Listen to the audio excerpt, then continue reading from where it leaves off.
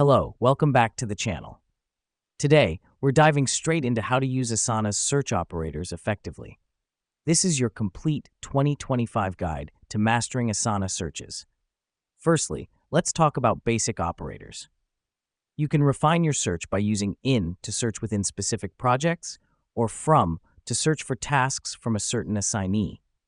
This helps us because it narrows down the search field to what we specifically want, making our work more efficient.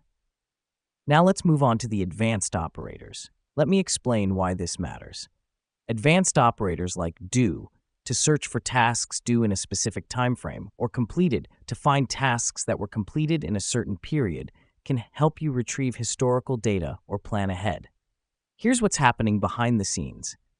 Asana is filtering your tasks according to the parameters you've set, ensuring that you're only seeing what's relevant to you. Next up are Boolean operators. These include and, or, and not, and they combine or exclude keywords in your search.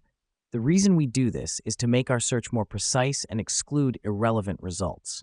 For instance, marketing and Q1 will show tasks that contain both terms. Finally, remember that you can combine operators for more advanced searches. For instance, in sales and due next week will show tasks in the sales project that are due next week. This helps us because it allows for highly specific and targeted searches, saving us time and effort. To wrap things up, mastering Asana's search operators can be a game changer for productivity. Remember, the goal is to make your searches as specific as possible to save time and increase efficiency. Thanks for tuning in, and happy searching.